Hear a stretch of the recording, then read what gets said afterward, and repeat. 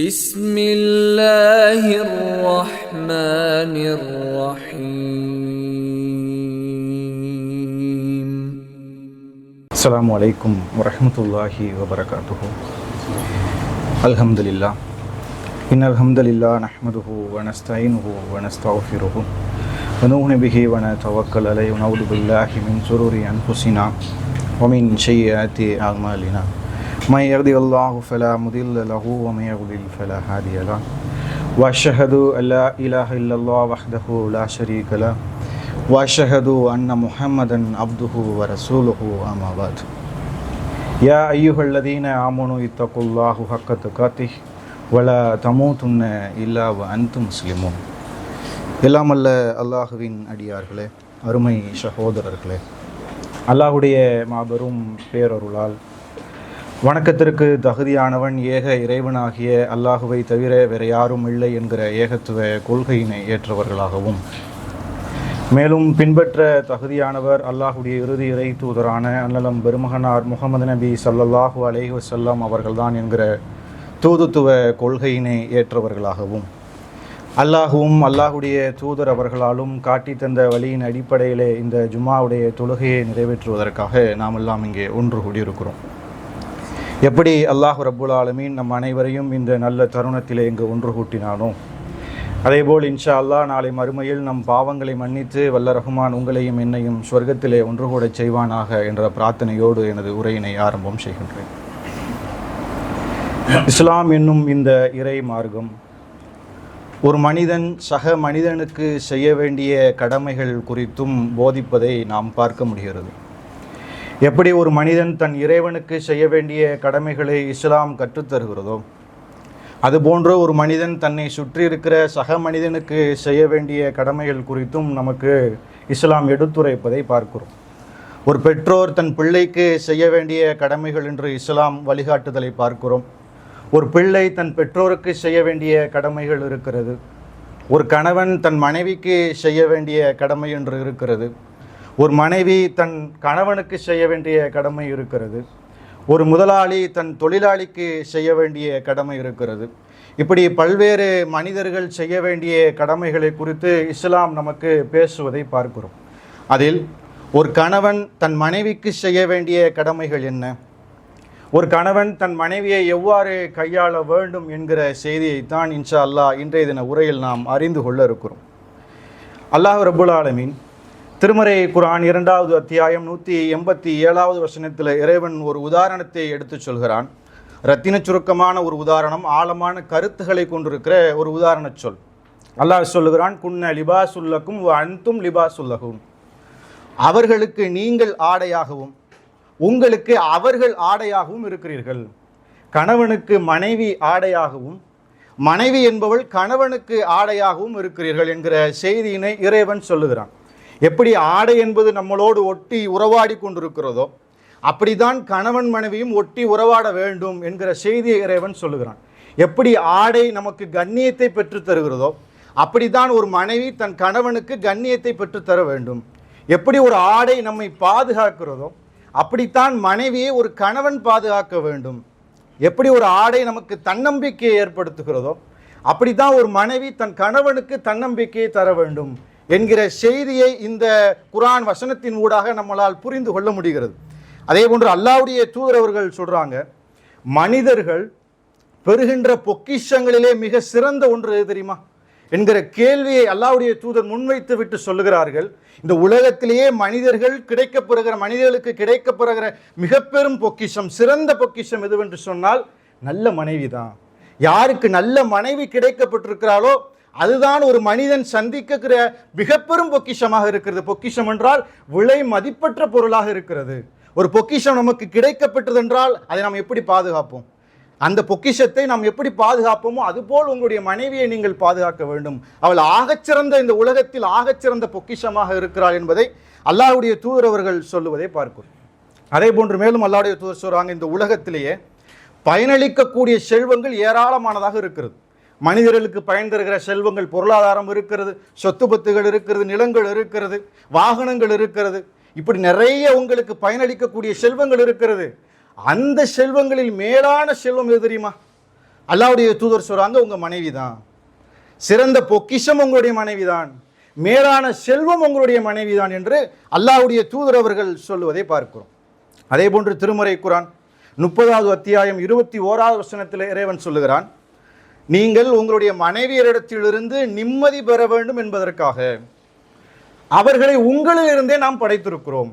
அல்லாஹ் சொல்லுகிறான், மனைவி இடத்திலிருந்து நீங்கள் நிம்மதி பெற வேண்டும் என்பதற்காக. எங்க பாய் நிம்மதி இருக்கு? என்னைக்கு திருமணம் முடிஞ்சு அன்னைக்கு போச்சு எங்க நிம்மதி. அப்படித்தானே இன்னைக்கு சமூகங்களில் பேசப்படுவதை பார்க்கிறோம். மனைவினால எனக்கு டெய்லி சண்டை சச்சரவு பிரச்சனை தலைவலி தான். இந்த சமூகங்கள் நடக்கிற இந்த அவலங்களை, கணவன் மனைவி பிரச்சனைகளை நகைச்சுவையாக எடுத்துச் சொல்வதை நாம் கேள்விப்பட்டு இருப்போம். ஒரு மனிதர் என்ன செய்றாருன்னா, மருத்துவரை போய் சந்திக்கிறாராம். பார்த்து, எனக்கு டெய்லி கெட்ட கெட்ட கனவா வருது, எனக்கு மருத்துவம் பாருங்கன்னு சொல்லியிருக்காரு. உடனே அந்த மருத்துவர் சொல்றாரா, உங்களுக்கு திருமணம் ஆயிடுச்சான்னு கேட்டிருக்காரு. உடனே அந்த மனிதர் சொல்றாரு, இல்லை திருமணம் ஆகலை. அப்படின்னா நீங்கள் ஒரு திருமணம் பண்ணிக்கிறீங்க அப்படின்னு சொல்கிறாரு. ஆனால் அந்த மனிதர் கேட்குறாராம், திருமணம் பண்ணிக்கிட்டா எனக்கு கனவு வரலாம் நின்றுமா? நீ திருமணம் பண்ணிக்கிட்டா உனக்கு தூக்கம் வருது நின்றுரும் அப்படின்னு நகைச்சுவையாக சொல்வதை பார்க்கிறோம். அதே போன்று ஒரு மனைவி கணவன்கிட்ட கேட்குறாளாம், எங்கள் மரணத்திற்கு அப்புறம் சொர்க்கத்தில் நம்ம ஒன்றா இருக்க முடியாதாம்ல டவுட்டை கேட்குறாங்க. உனக்கு கணவன் சொல்கிறாரு, அதனால தாண்டி அது பேர் சொர்க்கம். இங்கே ஒன்றா இருந்தோம்னா அது எங்களுக்கு சொர்க்கம் இல்லை, நாளைக்கு சொர்க்கத்தில் ஒன்றா இருக்க முடியாதுன்னு சொல்கிறாங்களா, அதனால தான் அது பேர் சொர்க்கம். அதே மாதிரி ஒரு கணவனுக்கு அடிக்கடி தலைவலி ஏற்படுதான். அவர் என்ன செய்யார், தினமும் மனைவியை கூப்பிட்டு எனக்கு தலையை பிடிச்சி விடு அப்படின்னு சொல்கிறார். இதை டெய்லி செஞ்சுக்கிட்டே இருக்கிறாங்க. ஒரு நாள் மனைவிக்கு சலிப்பு அடைஞ்சிருது. உடனே மனைவி கேட்குறாங்க, எப்போ பாரு உங்களுக்கு இதே வேலையா, தலைவலிக்குது தலையை பிடிச்சி விடுன்னு சொல்லிகிட்டே இருக்கிறீங்க, திருமணத்துக்கு முன்னாடி யார் உங்களுக்கு தலையை பிடிச்சி விட்டது அப்படின்னு கேட்குறாங்களாம். திருமணத்துக்கு முன்னாடி எனக்கு இங்கே தலைவலி இருந்துச்சு அப்படின்னு அந்த கணவன். இது போன்ற நகைச்சுவை எல்லாம் நம்ம கேட்குறோம். இதெல்லாம் மிகைப்படுத்தி சொல்லப்பட்டதா என்று கேட்டால் ஆமாம்னு சொல்ல முடியாது, இல்லை என்று மறுத்து விடவும் முடியாது. உண்மையிலே சில கணவன் மனைவி அன்பாக பாசமாக நடந்து கொண்டவர் இருந்தாலும் சமூகங்களில் உண்மையிலே சில மனைவிகளால் கணவன்கள் பெறக்கூடிய தொல்லைகளை பார்க்க முடிகிறது, கணவன்களால் மனைவி பெறக்கூடிய தொல்லைகளையும் பார்க்க முடியுது. உண்மையிலேயே மனைவிட்டு தலைவலியை எதிர்பார்க்கத்தான் செய்கிறார்கள், எதிர்கொள்ளத்தான் செய்கிறார்கள் மனிதர்கள். ஆனால் அல்லாஹ் இங்கே என்ன சொல்றான்னா, நீங்கள் உங்களுடைய மனைவியிடத்திலிருந்து நிம்மதி பெறுவதற்காகத்தான் நாம் உங்களிலிருந்து அவர்களை படைத்தோம். அல்லாஹ்வுடைய வார்த்தை பொய்யாகாதுல, அல்லாஹ்வுடைய வார்த்தையில் முரண் இருக்காதுல. அல்லாஹ் பேசினால் சத்தியத்தை தானே பேசுவான். அப்ப மனைவியிடத்தில் நிம்மதி இருக்கிறது, நாம் அவர்களை சரியான முறையில் கையாண்டோம் என்று சொன்னால், நாம் அல்லாஹ்வும் அல்லாஹ்வுடைய தூதரும் இந்த மார்க்கமும் சொன்ன வகையில் நம்முடைய வாழ்க்கையை, கணவன் மனைவி வாழ்க்கையை அமைத்துக் கொண்டோம் என்று சொன்னால் நிச்சயமாக மனைவியிடத்தில் நாம் நிம்மதியை பெற்றுக்கொள்ள முடியும். அல்லாஹ் மேலும் அந்த வசனத்தில் சொல்றான், உங்கள் இருவருக்கும் மத்தியில் நாம் அன்பையும் கருணையும் விதைத்திருக்கிறோம், அது அல்லாஹ்வுடைய அத்தாட்சிகளில் ஒன்று, சிந்திக்கக்கூடிய சமுதாயத்திற்கு அதில் சான்றுகள் இருக்கிறது என்று இறைவன் சொல்லுகிறான். அப்படித்தானே, திடீர்னு ஒரு திருமணம் நடைபெறுகிறது, அதற்கு முன்னால் அந்த பெண் யாருன்னே தெரியாது. ஆனால் திருமண வாழ்விற்கு பின்னால் தன் கணவனுக்காக எதையும் செய்வதற்கு ஒரு மனைவி தயாராகிறாள். தன் மனைவிக்காக பொருளாதாரத்தை தேடுவதற்கு, திரட்டுவதற்காக, மனைவியின் சந்தோஷத்திற்காக தன் கணவன் எதையும் செய்வதற்கு தயாராகிறான். அவருடைய உள்ளத்தில் அன்பையும் பாசத்தையும் கருணையும் இறைவன் விதைக்கிறான்ல, இது அல்லாஹ்வுடைய அத்தாட்சிகளில் ஒன்று என்று இறைவன் திருமறையிலே சொல்லுவதை பார்க்கிறோம். அதே போன்று அல்லாஹ்வுடைய தூதர் சொல்றாங்க, ஒரு உபதேசத்தை சொல்றாங்க, நான் உங்களுக்கு ஒரு உபதேசத்தை சொல்லுகிறேன், அதை நீங்கள் ஏற்றுக்கொள்ளுங்கள் அப்படின்னு சொல்றாங்க அல்லாஹ்வுடைய தூதர். என்ன உபதேசம்? உங்களுடைய மனைவிமார்களிடத்தில், பெண்களிடத்தில் நீங்கள் நல்ல முறையில் நடந்து கொள்ளுங்கள் சொல்லிவிட்டு அல்லாஹ்வுடைய தூதர் சொல்றாங்க, அந்த பெண்கள் வளைந்த விழா எலும்பிலிருந்து படைக்கப்பட்டிருக்கிறார்கள், அவர்கள் கோணலாத்தான் இருப்பாங்க, பெண்களிடத்துல சில பிரச்சனைகள் இருக்கத்தான் செய்யும், சில தலைவலிகள் இருக்கத்தான் செய்யும். அந்த கோணலை, அந்த குறைகளை நீங்கள் சரி செய்வதாக நினைத்து கொண்டு அதை நிமிர்த்த நினைத்தால் அது உடைந்து விடும். அல்லாஹ்வுடைய தூதர் அப்படியே சொல்றாங்க, கோணலாத்தான் இருக்கும், அதை நீங்கள் நிமிர்த்த நினைத்தால் உடைந்து விடும். அதனால் அவர்கள் எந்த குறைகளோடு இருக்கிறார்களோ, என்ன பிரச்சனை வருதோ, நீங்க அதை அப்படியே சமாளித்து ஏத்துக்கிறீங்க, அதனால் அது வளைந்த நிலையிலே உங்களோடு நீடிக்கும். அல்லாஹ்வுடைய தூதர் சொல்றாங்க. சொல்லிவிட்டு மீண்டும் அந்த இறுதியில் சொல்றாங்க, இந்த உபதேசத்தை நீங்கள் ஏற்றுக்கொள்ளுங்கள், உங்களுடைய மனைவிமார்களிடத்தில் நீங்கள் நல்ல முறையில் நடந்து கொள்ளுங்கள். பெண்கள்கிட்ட அப்படி பிரச்சனைகள் இருக்கத்தான் செய்யும், நீங்க அதை அப்படியே ஏத்துக்கிறீங்க, அக்செப்ட் பண்ணி வாழ கத்துக்கிறீங்க என்கிற அறிவுரையை அல்லாஹ்வுடைய தூதர் அவர்கள் சொல்லுவதை பார்க்கிறோம். அதே போன்று திருமறை குர்ஆன்ல 4வது அத்தியாயம் 19வது வசனத்தில் இறைவன் சொல்லுகிறான், உங்களுடைய பெண்களிடத்தில் நீங்கள் கனிவோடு நடந்து கொள்ளுங்கள். அதே போல் அல்லாஹ்வுடைய தூதர் சொல்றாங்க, ஒரு இறை நம்பிக்கை கொண்டுள்ள ஒரு ஆண், இறை நம்பிக்கை கொண்டுள்ள ஒரு பெண்ணை முற்றிலுமாக வெறுத்து ஒதுக்கிவிட வேண்டாம். அவங்களுடைய சில குறைபாடுகள் இருந்தாலும், 10 மைனஸ் இருந்தாலும் 1 பிளஸ் இருக்கும்ல, அந்த ஒரு குறைகள் நீங்கள் திருப்தி அடையக்கூடிய அந்த ஒரு சந்தோஷமான ஒரு நல்ல செய்தியை நீங்க என்ன செய்யுங்க, அக்செப்ட் பண்ணி அந்த குறைகளை விட்டு விடுங்க. அந்த ஒரே ஒரு நல்ல காரியம் இருக்கும்ல, அதை நீங்கள் பிடித்துக் கொள்ளுங்கள் என்று அல்லாஹ்வுடைய தூதர் அவர்கள் அறிவுரை சொல்லுவதை பார்க்கிறோம். அப்ப இந்த அடிப்படைகள் எல்லாம் முதலாவதாக நம்முடைய உள்ளத்தில் நாம் பதிய வைத்துக் கொள்ள வேண்டும். மனைவி என்பவள் ஆடையை போன்றவளாக இருக்க வேண்டும், நம்மளோடு ஒட்டி உறவாட வேண்டும். மனைவி என்பவள் ஆகச்சிறந்த பொக்கிஷம் என்று அல்லாஹ்வுடைய தூதர் அவர்கள் சொல்றாங்க. மனைவி என்பவள் இந்த உலகத்தில் பயனளிக்கக்கூடிய செல்வங்களில் மேலான செல்வமாக இருக்கிறாள் என்று அல்லாஹ்வுடைய தூதர் சொல்றாங்க. அல்லாஹ்வுடைய தூதர் சொல்றாங்க, பெண்கள் வளைந்த விழா எலும்பிலிருந்து படைக்கப்பட்டிருக்கிறார்கள், சில குறைகள் இருக்கும், அதை ஏற்றுக்கொள்ளுங்கள், அவரிடத்தில் நீங்கள் நல்ல முறையில் நடங்கள் என்கிற செய்தியை அல்லாஹ்வுடைய தூதர் சொல்றாங்க. அல்லாஹ் சொல்லுகிறான், உங்களுடைய மனைவிமாரிடத்தில் மன நிம்மதி இருக்கிறது என்று அல்லாஹ் சொல்வதை பார்க்கிறோம். அப்ப இந்த அடிப்படைகளை நாம் முதலாவதாக புரிந்து கொண்டு இந்த உலகத்தில் நம் மனைவி நமக்காக செய்கிற அந்த தியாகத்தையும் நினைவுற கடமைப்பட்டிருக்கும். யோசிச்சு பாருங்க, மனைவி என்பவள் அவளுடைய வீடு என்பது வேறையாக இருக்கிறது, அவருடைய பெற்றோர் எங்கேயோ இருக்கிறாங்க, அவருடைய குடும்பங்கள் எங்கேயோ இருக்கிறது, அவருடைய வீடு ஊர்கள் எல்லாம் வேறையாக இருக்கிறது. இருந்தாலும் அதையெல்லாம் துறந்து விட்டு ஒரு புதுமையான ஒரு லைஃப் ஸ்டைலை நோக்கி நம்மளோட வந்து இணைகிறாள்ல. அங்கே சாப்பாடு வழிமுறைகள் வேறையா இருக்கும், நம்ம வீட்டில் சாப்பாடு லைஃப் ஸ்டைல் வேற மாதிரி இருக்கும், நம்முடைய வாழ்க்கையை நடைமுறையே வேற மாதிரி இருக்கும். அதற்கெல்லாம் தகுந்தார் போன்று மாட்டிக்கொண்டு நம்மளோட ஒரு புதுமையான வாழ்க்கையை வாழ தொடங்குறாள்ல ஒரு பெண். அது எவ்வளவு பெரிய தியாகம் யோசிச்சு பாருங்க. நம்மளால முடியுமா? ஒரு மாத காலம் வேற ஒரு வீட்டில் போய் நீங்க வாழ்ந்துட்டு வாங்கன்னு சொல்லி பாருங்க, முயற்சி செஞ்சு பாருங்க, யாரால முடியும்? பெண்மணி தன்னுடைய வாழ்க்கையை தன்னோடு தன்னுடைய கணவனுக்காக அர்ப்பணிக்க தயாராகிறாள்ல. அதையெல்லாம் தாண்டி நம்முடைய பிள்ளையை பெற்றெடுப்பதற்கு ஒரு பெண் இந்த உலகத்தில் சந்திக்கிற வேதனையை வழியை யோசித்து பாருங்கள். அறிவியல் விஞ்ஞான உலகம் சொல்லுகிறது, ஒரு பெண்மணி இந்த உலகத்தில் ஒரு மனிதரால் தாங்கிக் கொள்ள முடியாத வலியையும் வேதனையும் பிரசவத்தின் போது ஒரு பெண்மணி சந்திக்கிறாள். நம்முடைய பிள்ளையை பெற்றெடுப்பதற்கு மரணத்தின் வாசல் கதவை தட்டி திரும்புகிறாள் மனைவி என்பதை அறிவியல் உலகம் நமக்கு எடுத்து சொல்லுகிறது. அந்த வலியை சாதாரண மனிதர்களால் ஏற்றுக்கொள்ள முடியாது, தாங்கிக் கொள்ள முடியாது என்பதை சொல்லுகிறது. அப்படின்ற அந்த தியாகத்தை நினைச்சு பாருங்க. அந்த வலியை உணர்ந்தவள், வலியை தெரிந்து கொண்டதற்கு பின்னாலும் கூட கணவனுடைய ஆசைக்காக மீண்டும் ஒரு பிள்ளைக்கு தயாராகிறாள் என்றால் மனைவி. இப்போ அந்த மனைவியினுடைய இந்த தியாகங்களை எல்லாம் நினைத்து பார்க்க நாம் கடமைப்பட்டிருக்கோம். அதை நினைச்சு பார்த்தோம்னு வச்சுக்கிறீங்களேன், அந்த கடமையை நாம் செய்வதில் எளிமையாக ஆகிவிடும். மனைவியுடைய குறைகளை நாம் மறந்து விடுவோம், அந்த ப்ளஸ் எல்லாம் நம்ம நினைக்கணும். அல்லாஹ்வுடைய தூதர் சொல்றாங்க, உங்களுடைய மனைவிமார்களுக்கு நீங்கள் செய்ய வேண்டிய கடமைகள் என்று இருக்கிறது. ஒரு நபித்தோழர் போய் அல்லாஹ்வுடைய தூதர்கிட்ட கேட்குறாங்க, அல்லாஹ்வுடைய தூதரே, நான் என்னுடைய மனைவிக்கு என்ன கடமைகளை செய்ய வேண்டும்? அல்லாஹ்வுடைய தூதர் சொல்றாங்க, நீங்கள் சாப்பிடுகிற போது உங்களுடைய மனைவிக்கும் நீங்கள் சாப்பிட கொடுங்க, நீங்கள் ஆடை உடுத்துகிற போது உங்களுடைய மனைவிக்கும் நீங்கள் ஆடையை கொடுங்கள், உங்களுடைய மனைவியை நீங்கள் அடிக்காதீர்கள், கன்னத்தில் அடித்து விடாதீர்கள், உங்களுடைய மனைவியின் மனம் நோகும்படி நீங்கள் செய்யாதீர்கள், அதே போன்று நீங்கள் திட்டுவதாக கண்டிப்பதாக இருந்தால் உங்களுடைய வீட்டுக்குள்ளே வச்சு செய்யுங்க அதையெல்லாம் என்கிற செய்திகளை அல்லாஹ்வுடைய தூதர் அவர்கள் வரிசையாக சொல்கிறாங்க. இந்த முதல் செய்தி என்னென்னா, நாம் சாப்பிடுகிற போது மனைவிக்கும் சாப்பிட கொடுக்கணும், நாம் நல்ல ஆடைகளை உடுத்துகிற போது மனைவிக்கும் நல்ல ஆடைகளை எடுத்து கொடுக்கணும். அப்படி என்றால் நாம் நமக்கான எவ்வளவு அத்தியாவசிய தேவைகளை பொருளாதாரத்தை செலவு செய்து கொள்கிறோமோ அதே போன்று மனைவிமார்களுக்கும் அந்த செலவுகளை செய்வது கணவனின் கடமையாக இருக்கிறது. அல்லாஹ்வுடைய மார்க்கம் எப்படி சொல்லுகிறது? நீங்கள் ஒரு பெண்மணியை திருமணம் முடிப்பதற்கு முன்பாகவே மகர் கொடுத்துத்தான் திருமணம் முடித்தாக வேண்டும் என்கிற சட்டத்தை சொல்லுகிற மார்க்கம், திருமணத்திற்கு பின்னால் உங்களுடைய மனைவியினுடைய வாழ்வாதாரத்தை உங்களுடைய கடமை என்பதை இஸ்லாம் போதிப்பதை பார்க்கிறோம். கணவன்மாருடைய கடமை, அவர்களுக்கு வேண்டியதை செய்வது என்பது கணவன்மாருடைய கடமை என்று அல்லாஹ்வுடைய தூதர்கள் சொல்றாங்க.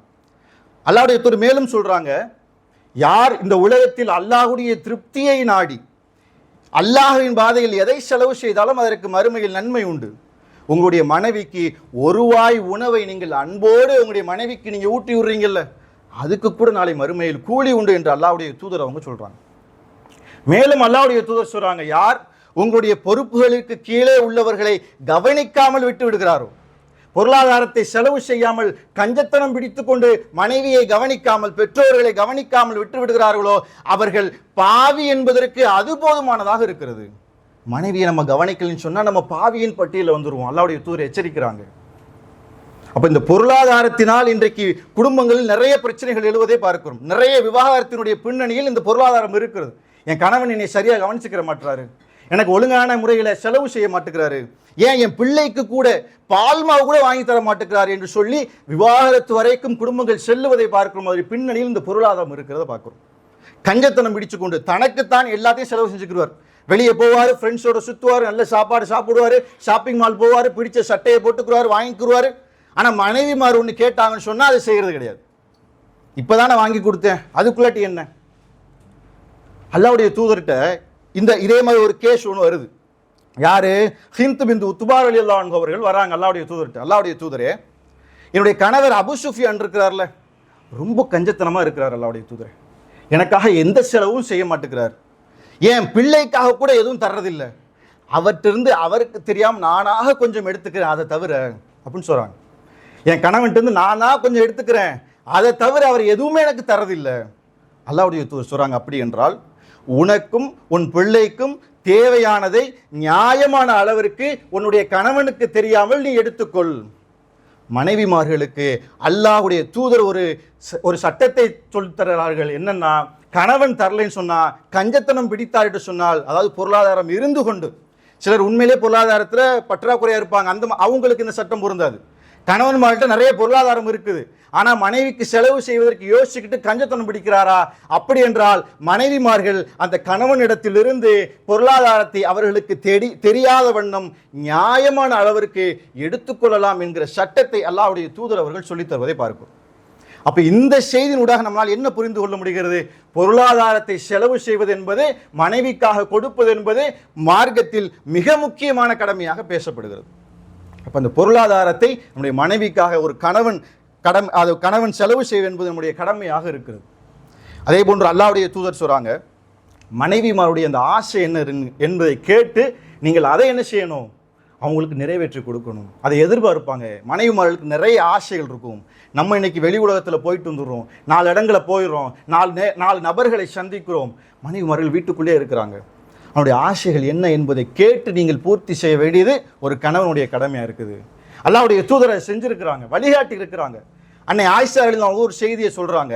எப்படி ஆரம்பிக்கிறாங்கன்னா, அந்த செய்தியை நானாக கேட்டிருக்கணும், எனக்கு ஒரு ஆசை வந்துச்சு, அந்த ஆசையை நானாக அல்லாஹ்வுடைய தூதர்கிட்ட கேட்டிருக்கணும், இல்லையா நான் ஆசைப்படுறதை தெரிந்து கொண்டு அல்லாஹ்வுடைய தூதராக என்கிட்ட கேட்டிருக்கணும், எனக்கு 2ல் எதுன்னு எனக்கு சரியாக ஞாபகம் இல்லை அப்படின்னு சொல்லிட்டு ஆயிஷா ரலியல்லாஹு அவர்கள் சொல்கிறாங்க, ஒரு பெருநாள் தினத்தன்று பள்ளிவாசலுடைய வளாகத்தில் அபிஷேகர் என்ன செய்கிறாங்கன்னா ஒரு வீர விளையாட்டை நடத்தி கொண்டிருக்கிறார்கள். அதை பார்ப்பதற்கு ஆயிஷா ரலியல்லாஹு அன்ஹா ஆசைப்படுறாங்க. அதை புரிந்து கொண்டு அல்லாஹ்வுடைய தூதர் என்ன செய்கிறாங்க, கூட்டு போகிறாங்க. தனக்கு பின்னால் தன் மனைவியை நிற்க வச்சு அவர்களை மறைத்து கொண்டு, ஆயிஷா அவர்கள் நீங்கள் அந்த விளையாட்டை பாருங்க அப்படின்னு சொல்கிறாங்க. ஆயிஷா ரலியல்லாஹு அவர்கள் தன்னுடைய நாடியை அல்லாஹ்வுடைய தூதருடைய தோல் புஜத்தின் மீது வைத்துக்கொண்டு அவருடைய கன்னங்கள் உரசுகிற நிலையில் நின்று கொண்டு அந்த விளையாட்டை கண்டு ரசித்து கொண்டே இருக்கிறாங்க. சொல்லிவிட்டு ஆயிஷா ரலியல்லாஹு கடைசியாக சொல்கிறாங்க, ஒரு பெண்மணி, ஒரு விளையாட்டு பெண்மணி, வயது குறைந்த ஒரு பெண்மணி ஒரு கேளிக்கையான விளையாட்டை எவ்வளவு நேரம் வேடிக்கை பார்ப்பாள் என்பதை நீங்களே கற்பனை செய்து கொள்ளுங்கள். அவ்வளவு நேரம் நான் பார்த்தேன். அல்லாஹ்வுடைய தூதர் அவர்கள் எனக்காக பொறுமையாக அங்கேயே நின்று கொண்டு இருந்தார்கள். அப்ப கணவனாக அல்லாஹ்வுடைய தூதர் என்ன கற்றுத்தராங்க? மனைவிமார்களுக்கு சில ஆசைகள் இருக்கும், அதை நிறைவேற்ற வேண்டியது கணவனுடைய கடமை. மார்க்கம் அனுமதித்த வழியில் அதை நிறைவேற்ற வேண்டியது உங்கள் மீதான கடமை. அதற்காக நீங்கள் பொறுமை காக்க வேண்டும். இன்றைக்கு நம்மள்ட்ட அந்த பொறுமை இருக்கா? யோசிச்சு பாருங்க. பெண்களுடைய அதிகமான ஆசை, பொதுவாக நம்ம வீட்டு பெண்களுடைய ஆசை என்னவா இருக்கும்? ஜவுளிகளில் போய் ஒரு ட்ரெஸ் எடுக்கணும். அதற்கு அவங்க எடுக்கக்கூடிய நேரம் மிக நீண்ட நெடிய நேரமாக தான் இருக்கும், மாற்று கருத்து இல்லை. ஆனால் அதுக்கு நமக்கு பொறுமை இல்லைல்ல, இழந்துடுறோம்ல. என்ன போய் ஜவுளிகளை எல்லா ட்ரெஸ்ஸையும் ஆளிட்டு வர போகிறாங்க, ஒரு 2 ட்ரெஸ் எடுக்க போகிறாங்க, அது வருஷத்துக்கு 2 தடவையோ 3 தடவையோ போக போகிறாங்க. அதற்கு இன்றைக்கு கணவன்மார்கள் இடம் கொடுப்பதில்லையே. போனோமா எடுத்தமான்னு வந்தமான்னு இருக்கணும். ஜவுளிகள் எத்தனை ஷேடாக இருக்குன்னு எண்ணிக்கிட்டு இருக்கக்கூடாது, கண்டிஷனோட தான் கூப்பிட்டு போகிறதே. நானே ஒரு நாள் தானே போகிறேன், நல்ல ட்ரெஸ்ஸாக பார்த்து எடுக்க வேணாமா, டைம் கொடுங்களேன். மனைவிமார்கள் கேட்பாங்க, கணவன்மார்கள் கொடுக்குது. சில கணவன்மார்கள் பொறுமையாளராக சரி நீங்கள் பிடிச்சதை எடுங்க. இருந்தாலும் பெண்கள்கிட்ட குறைதான். போய் பார்ப்பாங்க, அவர் 10 சேலை எடுத்து போடுவார், ஆனால் கண்ணெலாம் பக்கத்து கஸ்டமர் என்ன, அங்கே கஸ்டமருக்கு என்ன விழுந்துக்கிட்டு இருக்கு அதை தான் பார்ப்பாங்க. 7 ஃப்ளோர் இருக்கும், 7 ஃப்ளோரும் ஏறி இறங்குவாங்க. 2 செக்ஷனில் தான் அவங்களுக்கான ட்ரெஸ் இருக்கும், ஏன்னா 7 ஃப்ளோரும் ஏறி இறங்குறது. இப்படி நேரத்தை என்ன செய்வாங்க, ஏன்னா அவங்களுக்கு எப்படா வீட்டை விட்டு வெளியே வருவோன்னு இருக்கும், எப்படா வெளி உலகத்தை பார்ப்போன்னு இருக்கும். அப்படியான நபர்களுக்கு அது ஆசையாக தான் இருக்கும். சும்மா சுற்றிட்டு வருவோமே, சுற்றிட்டு கடைசியில் ஒரு ட்ரெஸ் எடுத்துகிட்டு போயிடுவாங்க, பில்லு போட போவாங்க. பில் கவுண்டர் பக்கத்தில் ஒரு பொம்மையை பார்த்துருவாங்க, அதில் ட்ரெஸ் நல்லா இருக்கு, இந்த டிஷன் நல்லா இருக்கு, இதை பார்க்கலையே, மீண்டும் ஒரு ரவுண்டு. இப்படியே சுற்றிட்டு கடைசியை வந்து எனக்கு ரொம்ப நேரம் ஆயிடுச்சோ, நேரம் ஆயிடுச்சா, கால்ற பாரு அடுத்த நாளே ஆயிடுச்சு என்று சொல்லக்கூடிய அளவிற்கு பெண்கள் என்ன செய்வாங்க, அதில் டைம் எடுத்துக்குருவாங்க. கணவன்மார்கள் அதற்கு பொறுமை காத்து அவருடைய ஆசைகளை நிறைவேற்றுவதற்கு ஒரு கணவனின் கடமையாக இருக்கிறது என்பதை பார்க்கிறோம். அதே போன்று அல்லாஹ்வுடைய தூதர் மேலும் சில செய்திகளை கற்றுத்தராங்க, வழிகாட்டுறாங்க. ஒரு மனைவி ஒரு கணவனிடத்தில் ஒரு அரவணைப்பை எதிர்பார்ப்போம். ஒரு பிசிக்கல் லவ்வை நம்ம கொடுத்துக்கிட்டே இருக்கணும் மனைவிக்கு. வாய் வழியாகவும் காதலை வெளிப்படுத்த வேண்டும், உடல் மொழியாகவும் காதலை வெளிப்படுத்துவது கணவனின் கடமை. வெறுமனே இரவு நேர இல்லறத்தில் மனைவியை தொடுவது மாத்திரம் மார்க்கம் அனுமதித்ததல்ல. அல்லாஹ்வுடைய தூதர் சொல்றாங்க, அவருடைய வாழ்க்கையை பார்க்கிறோம், நோன்பு காலத்திலும் கூட அல்லாஹ்வுடைய தூதர் அவர்கள் தங்களுடைய மனைவியை கட்டி அணைத்திருக்கிறார்கள். அல்லாஹ்வுடைய தூதர் அவர்கள் நோன்பு காலங்களிலும் மனைவியை முத்தமிட்டு இருக்கிறார்கள். அப்படின்னா இந்த உடல் மொழி இருக்குல்ல, இந்த பிசிக்கல் டச் இருக்குல்ல, இன்றைக்கு இந்த அறிவியல் விஞ்ஞானம் இது கணவன் மனைவிக்கு மத்தியில் அவசியமானது என்று சொல்கிறார்கள். இது தேவை. உங்கள் உள்ள அந்த லவ் பரஸ்பரம் வேண்டும் என்று சொன்னால் இப்பெல்லாம் நீங்க நடந்துக்கிறணும். அப்பப்போ உங்களுடைய மனைவியை கட்டி அணைக்கணும், அந்த அரவணைப்பை அந்த பெண்கள் எதிர்பார்க்கிறார்கள். அதை அல்லாஹ்வுடைய தூதர் அவர்கள் நமக்கு வழிகாட்டி இருப்பதை பார்க்கிறோம். மனைவியை கட்டி அணைச்சிருக்கிறாங்க, முத்தம் கொடுத்திருக்கிறார்கள் என்பதை எல்லாம் பார்க்கிறோம். அதே போன்று அவரோடு நேரம் செலவிடுவது மனைவிக்கு நாம் செய்ய வேண்டிய ஒரு கடமை தான். அவள் என்ன எதிர்பார்க்கிறா, அவள்கிட்ட கொஞ்ச நேரம் பேச்சு துணை கொடுத்துக்கிட்டே இருக்கும். பேசுவதை அவள் எதிர்பார்க்க. அன்றைக்கி நம்மளாம் வெளிநாட்டில் இருக்கிறோம், மனைவி இந்தியாவில் இருக்கிறான்னா அவள்கிட்ட ஒரு ஃபோன் பேசுறதுக்கு நம்ம நேரம் கொடுக்குறதில்ல. இன்ஸ்டாகிராமில் யூஸ் பண்ணுற நேரத்தை, ஃபேஸ்புக்கில் செலவழிக்கிற நேரத்தை மனைவி பிள்ளைகளோட பேசுறதுக்கு கொடுத்துருக்குறோமா? யோசிச்சு பாருங்க. பெற்றோரோட பேசுவதற்கு அதை பயன்படுத்தி இருக்கிறோமா? சமூக வலைதளங்களில் மூழ்கிட்டோம்னு சொன்னால் அதில் நேரம் எவ்வளோ நேரம் போனாலும் தெரிய மாட்டேங்குது.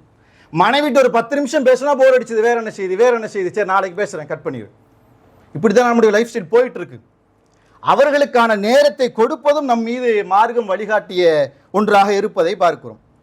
அதே போன்று கடைசியாக அல்லாஹ்வுடைய தூதர் என்ன சொன்னாங்கன்னா, உங்களுடைய மனைவியை நீங்கள் அடிக்கக்கூடாது, துன்புறுத்தி விடக்கூடாது, மனம் நோகும்படி செய்து விடக்கூடாது. சில குறைகள் இருந்தாலும் அதை அக்செப்ட் பண்ணணும். அதையும் தாண்டி அவர்களை நீங்கள் தண்டிப்பதாக இருந்தால், திட்டுவதாக இருந்தால் உங்களுடைய வீட்டுக்குள்ளே வச்சு தான் செய்யணும். 4 பேருக்கு மத்தியில் உங்களுடைய மனைவியை நீங்கள் திட்டக்கூடாது. உங்களுடைய உம்மா அப்பாவுக்கு முன்னாடி கூட நீங்கள் திட்டிடக்கூடாது. உங்களுக்கு மனைவிக்கு மாத்திரம் தெரிந்த வகையில் என்ன செய்யணும், அறைக்குள்ளே வச்சு தான் திட்டணும், கண்டிக்கணும். அப்படிங்கிற வழிகாட்டுதலை மார்க்கம் சொல்லுவதை பார்க்கிறோம். பெண்களை அடித்து விடக்கூடாது, முகத்தில் அடிக்காதீங்க, துன்புறுத்தாதீங்க. இன்னைக்கு நிறைய கணவன்மார்கள் இதை செய்வதை பார்க்கிறோம். இஸ்லாமியர்கள் கூட, முஸ்லிம்கள் கூட பெண்களை அடிக்கிறார்கள். அடிப்பது வீரம் என்று பேர் நினைத்து கொண்டிருக்கிறார்கள். என் மனைவியெல்லாம் நான் கண்ணசியா உட்காந்துருவா, இப்படி திரும்பி பார்த்தா எதிர்த்து உள்ள போயிடுவா, அப்படி நான் கண்ட்ரோலாக வச்சுக்கிட்டு இருக்கேன் என்று பெருமை பேசக்கூடிய கணவன்மார்களை பார்க்கிறோம். நினைத்து கொண்டிருக்கிறார்கள் பெண்களை அடிப்பது வீரம் என்று மார்க்கம் சொல்லுகிறது. 10 பேரை அடித்து வீழ்த்து போன நல்ல வீரன், கோபத்தை மென்று விழுங்குகிறானே அவன்தான் வீரன். அந்த மனைவி இடத்துல அவளை தண்டிப்பதாக இருந்தால் முகத்தில் அடிக்கக்கூடாது ஒன்று, அவளை திட்டுவதாக இருந்தால் 4 பேருக்கு தெரியாமல் நமக்கும் அவளுக்கு மாத்திரம் தெரியக்கூடிய வகையில் தான் அவளை திட்டணும் என்பதை மார்க்கம் வழிகாட்டக்கூடிய செய்தியாக இருப்பதை பார்க்கிறோம். இன்னும் ஏராளமான செய்திகள் இது சம்பந்தமாக இருந்தாலும் நேரம் இல்லாத காரணத்தினால் கடைசியாக ஒரு செய்தியை சொல்லி நிறைவுக்கு வருகிறேன். அல்லாஹ்வுடைய தூதர் சொல்கிறாங்க, உங்களில் சிறந்தவர் உங்களுடைய மனைவியிடத்தில் சிறந்தவர் தான். இந்த சமூகங்களில் யார் சிறந்த மனிதர் என்று சொன்னால், யார் உங்களுடைய மனைவியிடத்தில் சிறந்தவராக இருக்கிறீர்களோ அவர்கள்தான் இந்த சமூக மத்தியிலே சிறந்த மனிதராக விளங்க முடியும் என்கிற செய்தியை அல்லாஹ்வுடைய தூதர் சொல்லிட்டு சொல்கிறாங்க, நான் என் மனைவியிடத்தில் சிறந்தவனாக இருக்கிறேன். அப்படிப்பட்ட சிறந்த மக்களாக வல்ல ரஹ்மான் உங்களையும் என்னையும் ஆக்கி அருள் புரிவானாக என்று கூறியவனாக என்னுடைய முதல் உரையை நிறைவு செய்து கொள்கிறேன்.